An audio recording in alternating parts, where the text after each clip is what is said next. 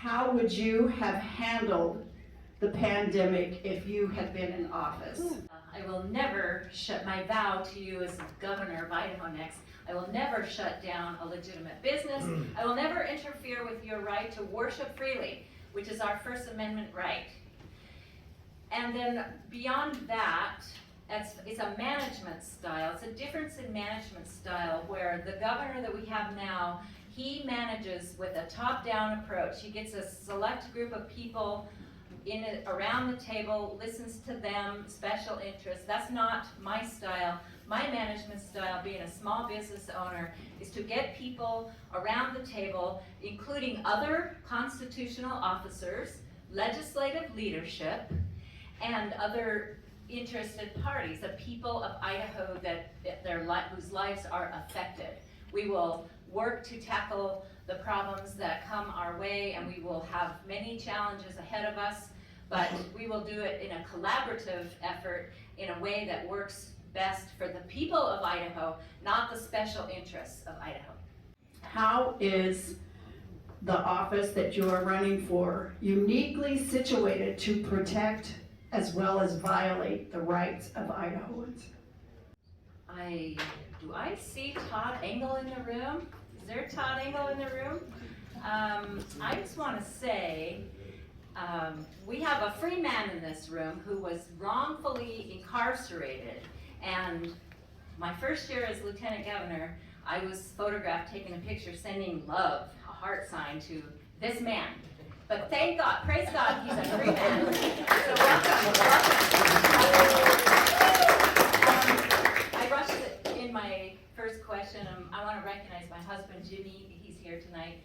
And okay, I'll talk to the question, and the question is, how does the office of governor, in my capacity as governor, what will I do to protect your freedoms or violate your freedoms?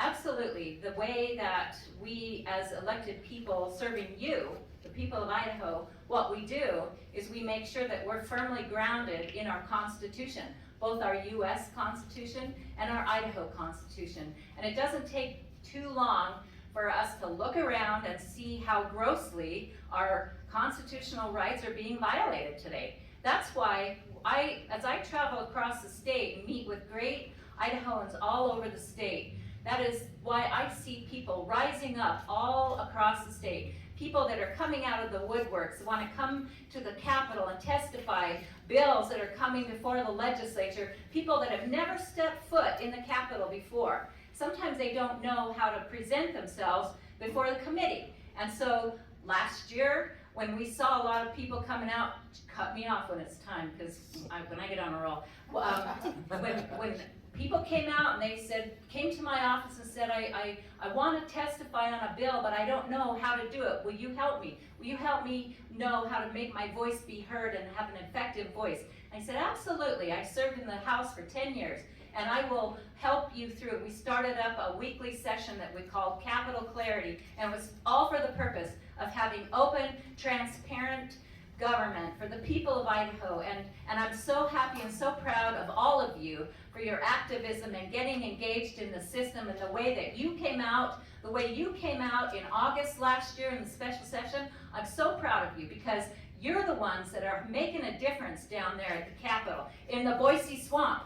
And I want to see every single one of you back down there on November 15th, 16th, and 17th, when we've been calling, thousands of Idahoans have been calling for the governor and the Speaker of the House to call the legislature back into session. They're going to do it. They're coming back, and I expect to see every single one of your faces down there. Let's swarm the Capitol. This is our chance, again, to make our voice be heard. So those are the things I will do to protect your freedoms, our liberties, and following our Constitution, listening to the voice of the people and not the voice of the special interest, which is running the show too much. It's time for those good old boys to get out of the way, and let's have some new leadership in the state of Idaho. What is the difference between dual and cooperative federalism, and which do you support? Who created the federal government? Back then, the central government. It was the 13 original states. that created the central government, and they said, don't tread on me. There was a healthy distrust for the central government, recognizing a purpose for a central government. Some of us would maybe question that. But all power resides in the states, the United States of America. The founding fathers who acted on their faith of God, their faith in God, coming to the shores of America for the purpose of worshiping freely and recognizing a need to organize themselves into a form of government that they all would agree to, but that the laws would be passed equal and protecting all of us and our freedoms and our liberties, our rights. So they had this healthy debate, and there was certainly skepticism throughout, and the compromise that they came to when they formed our Constitution, that the role of the central government would be limited, and there would be very few powers actually delegated to the federal central government, and all other powers delegated to the respective states. And their agreement, after they formed our Constitution, the Bill of Rights, the first through the 10th amendments to the Constitution, was the compromise that they all agree, our founding fathers agreed to protect those rights and liberties that they saw that would be at risk with a central government that grew far too big, far too intrusive into the lives of its citizens. So that was where we got our start. Here we are today. Look at where we are today. This federal government that has grown way too perverse and way too intrusive into our lives. When I ran for lieutenant governor, I carried around a map of the state of Idaho, and on this map I demonstrated the percentage of our state budget that was comprised of federal dollars. Back then, so that was 3 years ago when I was campaigning for lieutenant governor, back then the percentage of federal funds in Idaho was 36-37%. Today, it's 45% of our state budget comes from money.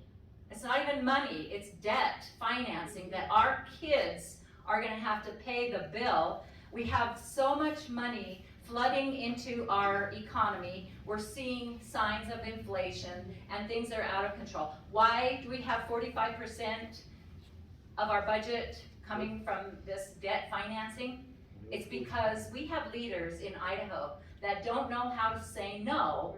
They dangle the carrot in front of our eyes, and they don't know how to say no to that money. And so we have become indentured servants, and it's time to, that's why one of the things that I was running against as lieutenant governor, and I'm shocked that that's where we are today. Instead of going backwards, we've gone forwards in that. And so my commitment to you as the governor is to have the courage to say no to that money and not be afraid. We'll end the emergency. We're gonna get out. We're gonna have some of our own strings attached to some of the money that comes from Washington, D.C. to make sure that if we take it, it's not gonna violate your rights as a citizen. We're gonna push back. We're gonna assert our state sovereignty, because that is the power of the people belongs with the states. The states are equal in sovereignty to the federal government. We, as the states, created the federal government. We just don't have enough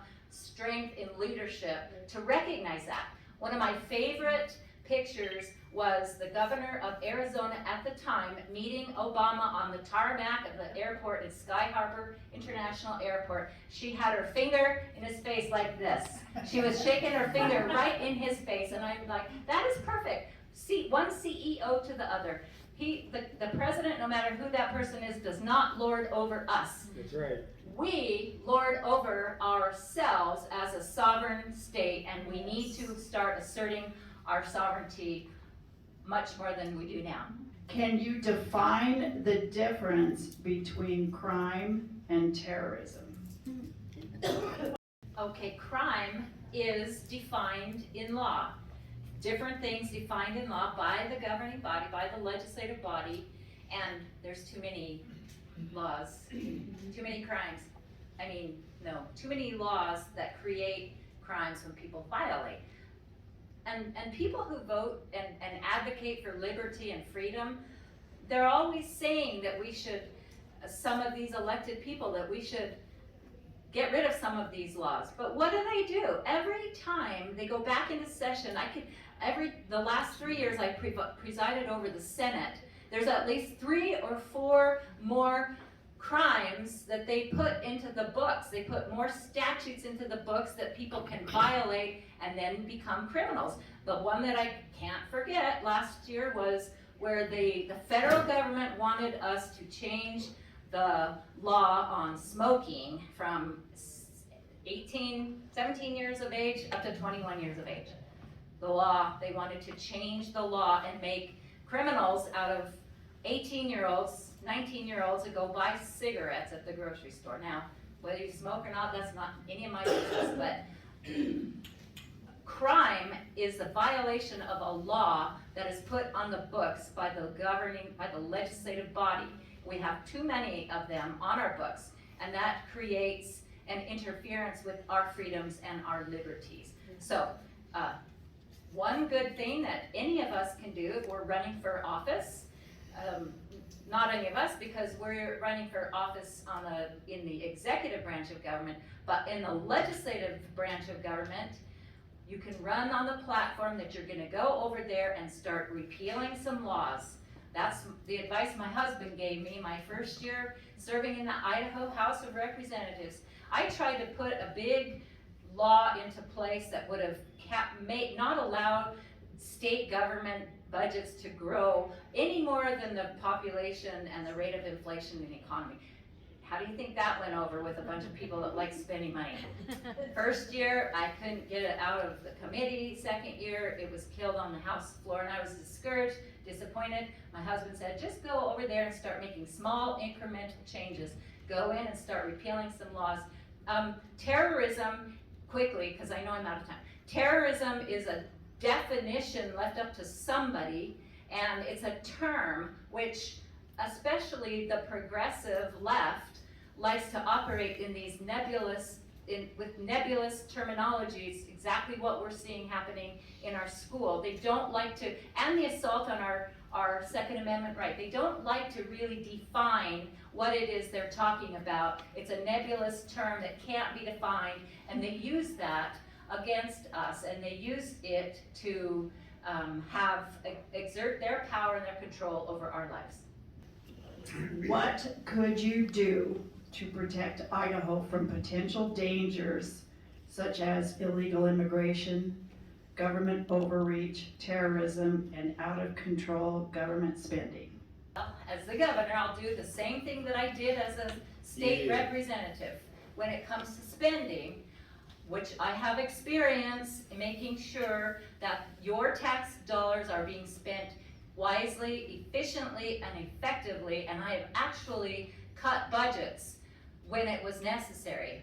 And it's not easy to do that. Once these programs get put in, best thing is don't put the program into place. When I served as the chair of the House Health and Welfare Committee, I was effective at preventing the implementation of Obamacare in Idaho. And you know how we did that? We did it because we studied the law. It was a law this big, printed out when the lawmakers in big techs in Washington, D.C. said, we gotta pass it so we'll know what's in it. Well, that's not how it happened in Idaho. We printed out the law, and my committee studied the law so that we would know any bill that came to my committee, we would take an educated vote on it. And because of that, we prevented the implementation of Obamacare that year, the last year that I served. So the experience of making sure that we spend your hard-earned tax dollars efficiently, effectively, comes from experience. It comes from having the ability to stand strong when the heavy pressure of the special interests come knocking on the door. What was the other part of the, protecting our state against illegal immigration and terrorist acts. We've seen some of those in Idaho. We have leadership that just stands down. We've had assaults on our Capitol. We've had assaults. I can remember the day I showed up at the Capitol with graffiti sprayed all over the Capitol, ACAB, all cops are bad. I was sick to my stomach when I saw that. I said, where was our leadership? Where? Why were they not guarding our beautiful Capitol? And they allowed that to happen. So it's just, and I called it to the attention of people. I made phone calls to the Idaho State Police and others that I know. What are we doing to have people in place to protect from the graffiti and the assault, the terrorism that happens in our own state? And as far as illegal immigration, you won't ever see any people sneaking in the back door of Idaho cooperating with the Biden administration and helping to implement the Biden administration policies in Idaho, which we are seeing and we are experiencing today. We have refugees that are coming over from Afghanistan that we don't trust that the federal government, the Biden administration has properly vetted these people. We should not be participating in that. We are, because the governor is allowing that through cooperation with an NGO, non-governmental organization. They're allowing it to happen. A governor that's strong will say, no, we're not going to participate in this here in Idaho. That's what I will promise to you as your next governor. All right, I have several questions that are all similar, so I'm going to read the 4 questions individually, but we're going to combine it into one answer, all right? So the first one is, who is the child's primary stakeholder in a child's future? The second one, will you sign your name to a resolution recognizing parents as primary stakeholders in a child's future? Will you pass or sign a law declaring parental rights? And would you support a state constitutional amendment declaring a parent's Bill of Rights?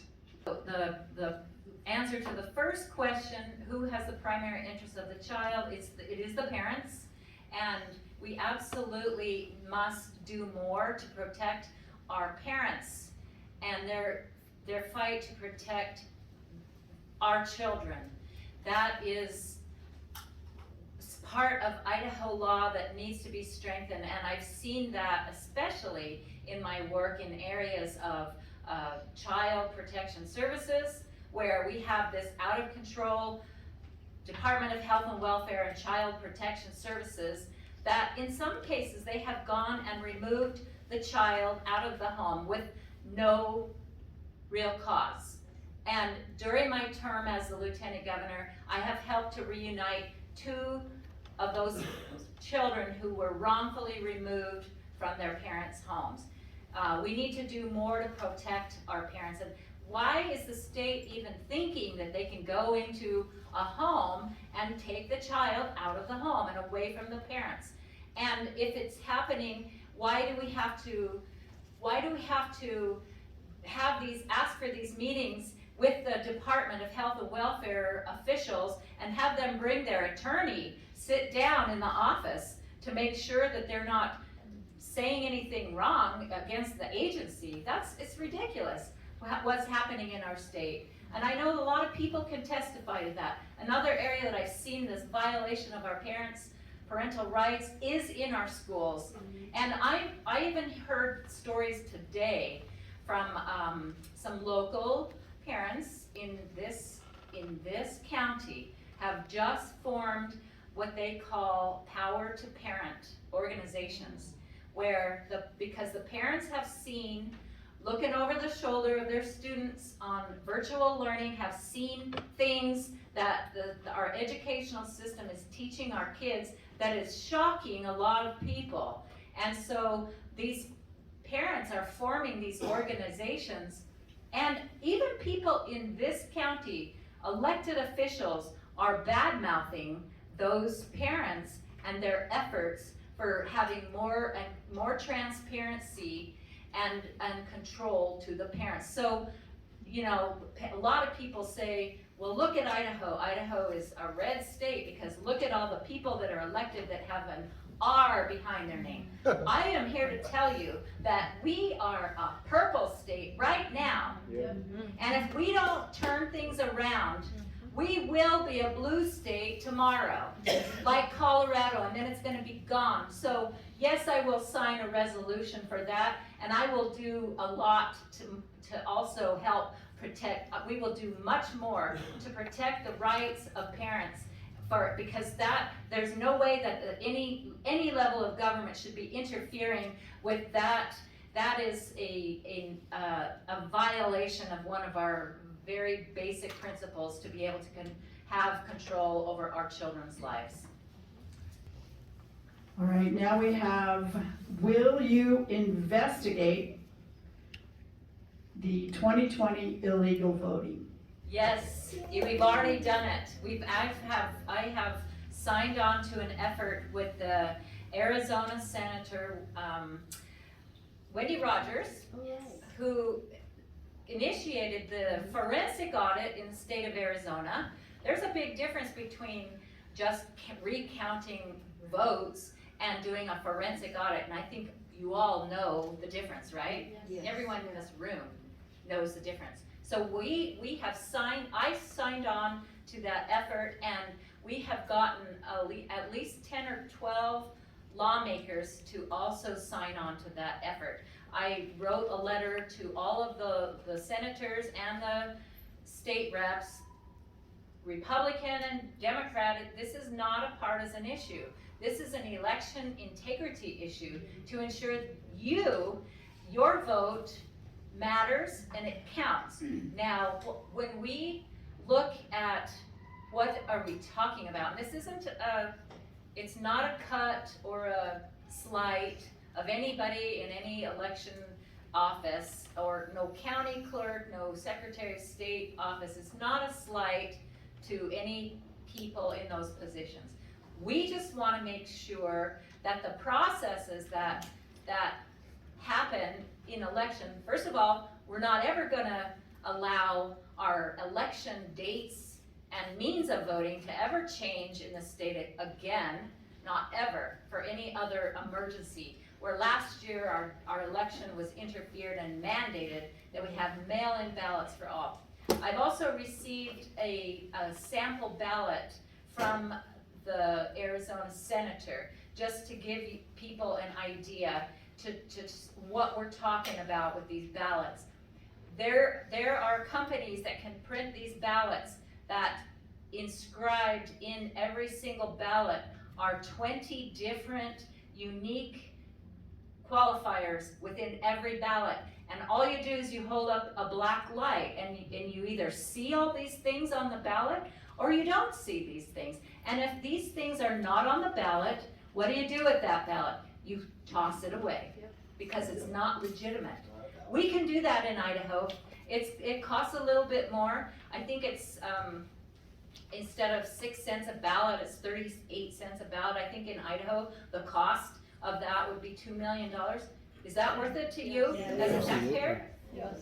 Spend that $2 million wisely. Again, that's what I'm talking about, is making sure that we spend your hard-earned tax dollars wisely and efficiently, because when we lose the integrity of our elections, that's when we lose our republic.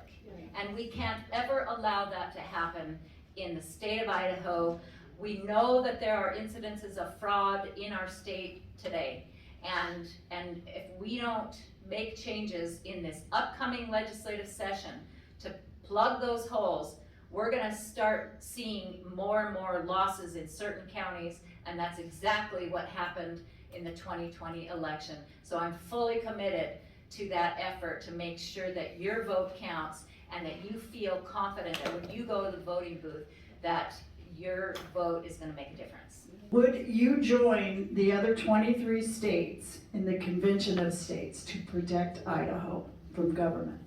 I have the proposals that I have seen thus far have written language that to include 2 reasons to convene a convention of states. One of them being to set term limits for those serving in Congress, and another being that we would require our congressional delegation to have a balanced budget. So that's what I've seen so far. It's very important that if the states are going to join this effort, that every other state that agrees to do this, we're talking about the same language, because if it's not all the same, then it gets complicated. And I understand the concerns of those who are behind this effort.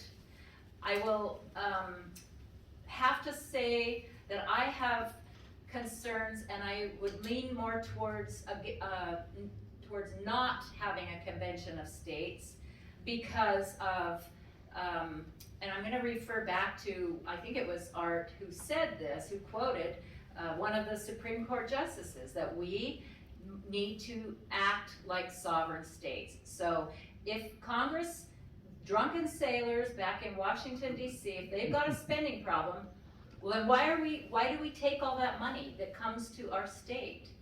They say one thing, you know, we need to have fiscal responsibility and balanced budgets, but when it comes here, and in fact, all the money that came from Congress last year, the COVID money, not one of our congressional delegates voted for it, but on the budget committee here in Idaho, every single member of JFAC voted for it, but for 2 people. And so we have to start acting like sovereign states. And why do we risk putting our Constitution at risk and having a runaway convention when we can just have our own discipline in our state on that one issue of spending and budgets? Now, when it comes to the other issue about term limits, again, I think that the best solution there is at the ballot box. And when we recognize that people that are being elected over and over again are not representing us anymore, it's time to get rid of them. How will you approach governing from our capital?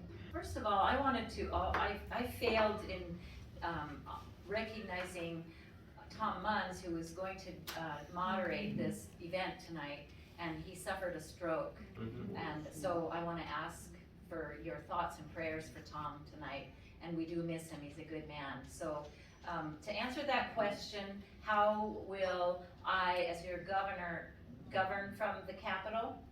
The same as I do as your lieutenant governor. And during the last year and a half, during the virus and all the shutdowns, I was the only constitutional officer who kept my door open last year.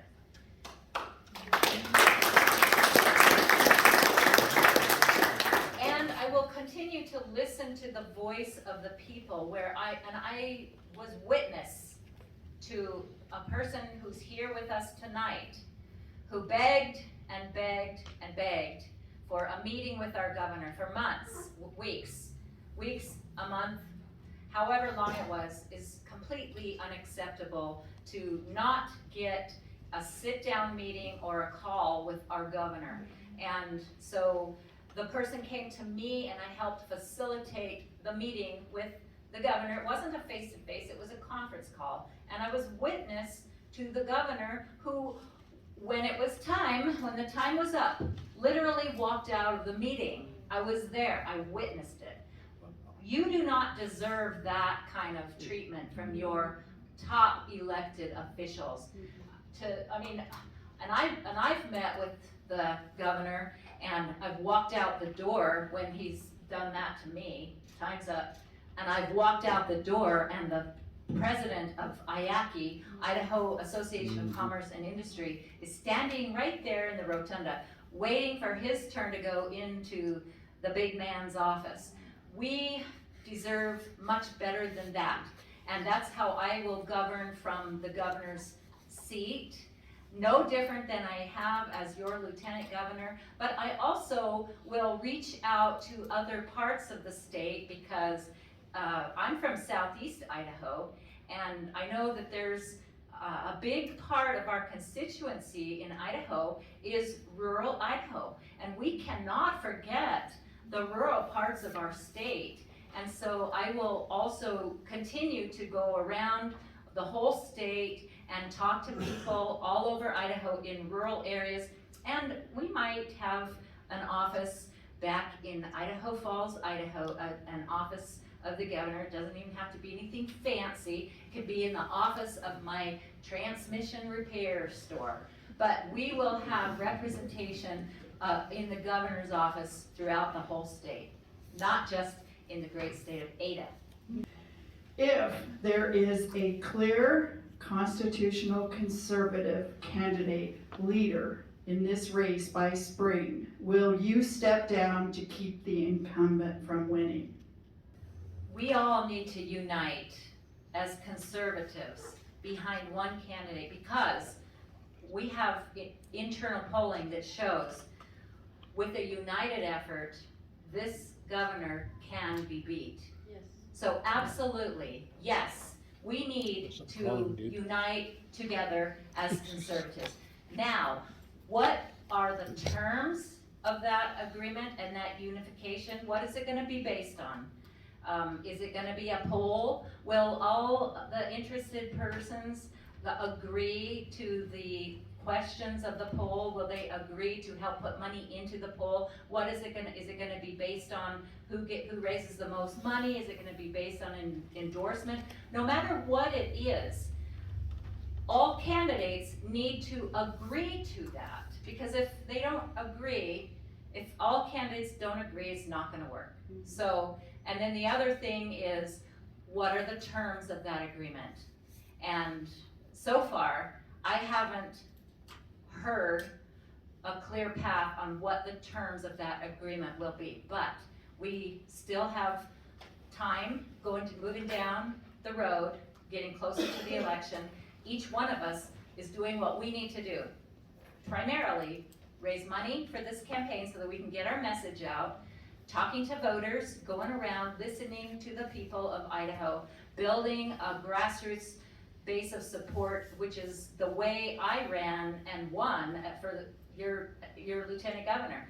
We had the best message and the best ground game, and that's how we were successful in that 5-way race, and that's how we can win this race. But we all need to be united together as conservatives to ensure that we can begin to right the ship and straighten up our state.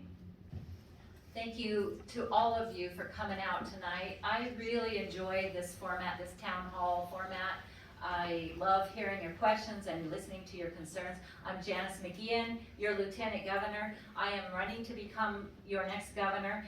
And a little bit about me that you may not know, my husband Jimmy and I, we've been married 34 years.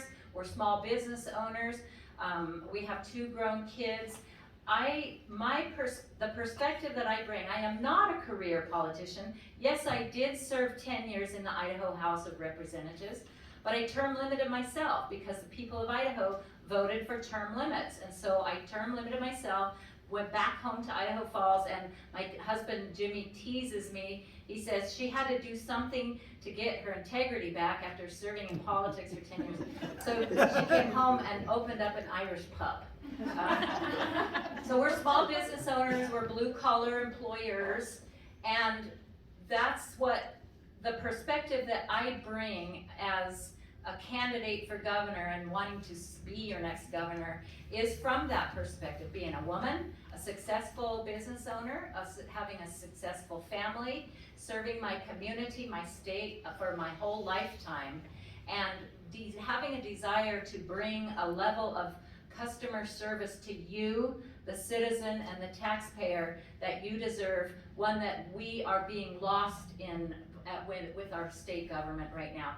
Those are the things that drive me to run for this office, protecting your freedoms, your liberties, standing up for our state sovereignty, and protecting our traditional conservative values that makes Idaho so unique. I ask you to visit my website, janiceforidaho.com. We've got materials in the back. I need your support. We can do this together. I ask for your support tonight.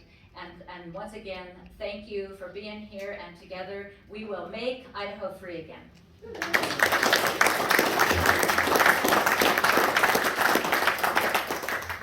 My name's Eric, and this is Todd. We're with the Real 3%ers Idaho, and this is our YouTube channel. Make sure and like, subscribe, and follow. Hit those notifications.